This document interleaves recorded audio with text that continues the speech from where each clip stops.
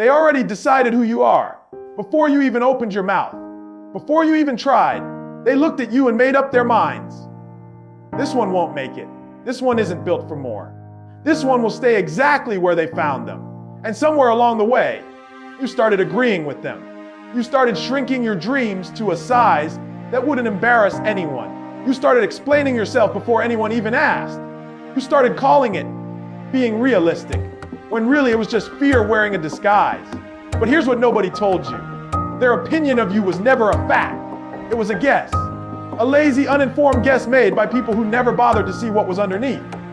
And today that guess ends, because I'm about to show you exactly how the quiet ones, the doubted ones, the overlooked ones, become the ones nobody can explain later. Stay with me. This is going to get real. Let's talk about the weight you've been carrying. You know the one. It's the tightness in your chest when someone mentions your plan and you catch that flicker in their eyes. That almost invisible smirk that says, "Sure, good luck with that." It's the group chat where everyone talks about their wins and you go quiet because your win doesn't feel big enough to mention yet. It's lying in bed at 1 a.m. replaying every time someone doubted you. And instead of it lighting a fire, it just makes you feel small.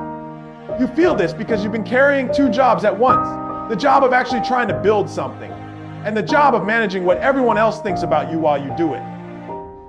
That second job is exhausting, and it was never yours to carry. Here's the specific way this shows up. You have an idea, a real one, something that actually excites you. And before you even research it, before you even try, you're already rehearsing your defense. You're already preparing the explanation for when it doesn't work, because some part of you has already accepted that it won't. That's not humility.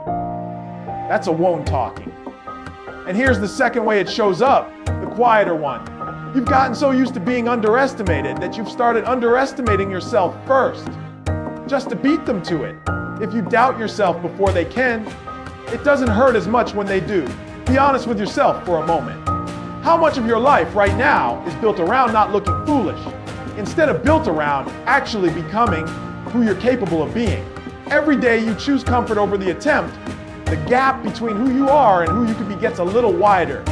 And one day you wake up, and that gap feels like a canyon. That's the cost of staying the same. It's not one big collapse. It's 1,000 small surrenders that add up until you don't recognize the person in the mirror anymore. So let's get to the truth, the one that actually changes something. Here's what nobody tells you about the people who doubted you. They weren't studying you. They were reacting to a snapshot, one bad year, one awkward moment, one version of you that existed for a season, and then kept living rent free in their memory, while the real you kept evolving. People don't update their opinion of you in real time. They freeze you at the last moment they paid attention. And then they carry that frozen picture around like it's still accurate. That means the doubt in their eyes isn't even about who you are right now. It's about who you were. And that gives you something incredibly powerful, the element of surprise. Here's the deeper mechanism at play. Most people don't actually believe change is dramatic.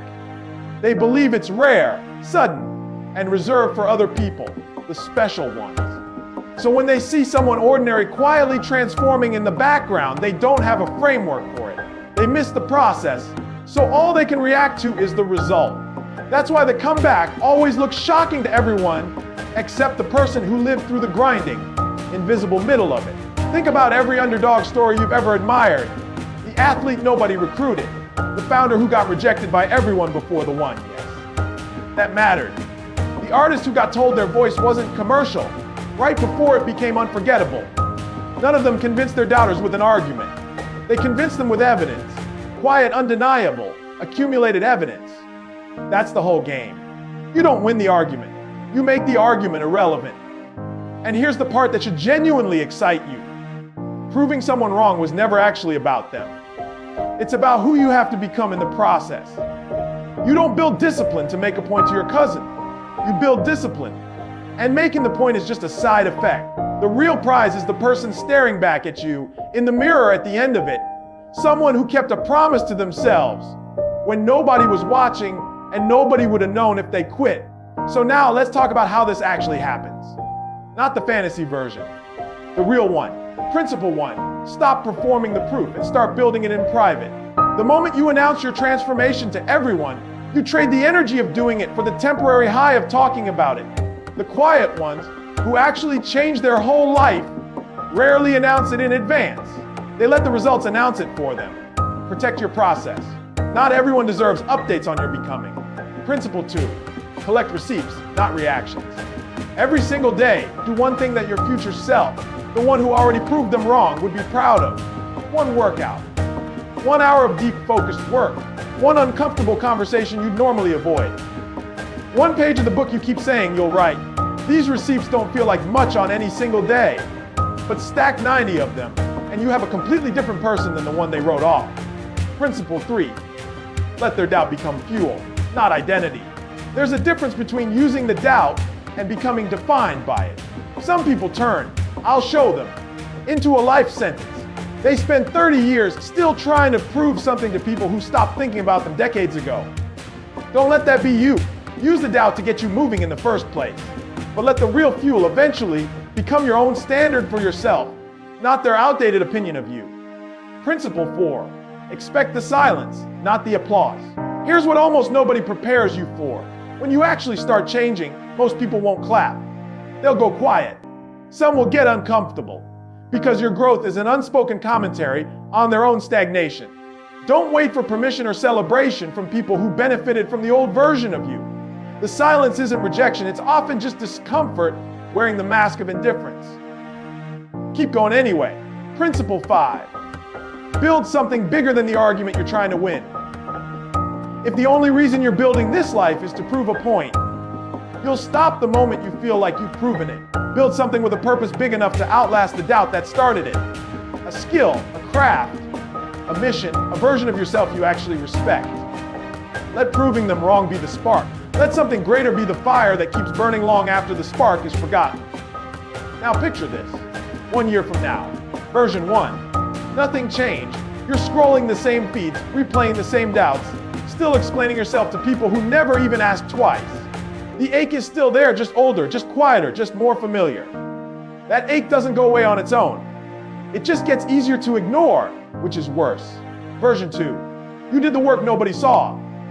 You kept the small promises when it would have been easier to break them. And the people who doubted you, they don't even get the satisfaction of a confrontation. They just watch, from a distance in silence, as your life becomes something they can't explain, and honestly don't fully understand, because they weren't there for the part that actually mattered. You don't owe them a speech. You don't owe them an argument. You don't even owe them your attention anymore. You just owe yourself the follow through. Because here's the truth underneath everything I've said today. This was never really about them. It never was.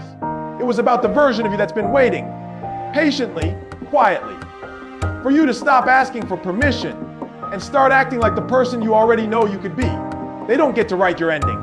They never did. You can be tired. You can be doubted.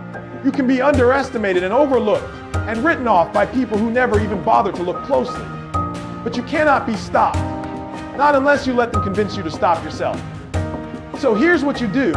Starting today, starting right now, the moment this video ends, you close this app and you go do the one thing you've been putting off. The workout, the message, the hour of focused work, the decision you've been avoiding. Not because you're trying to prove something to them, because that's what the person you're becoming would do. Show them who you are, not with words, with a life they can't ignore. If this hits something in you, you already know what to do.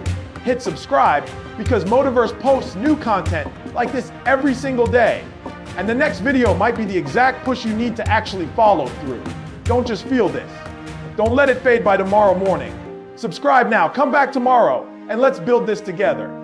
One day, one decision, one proof at a time.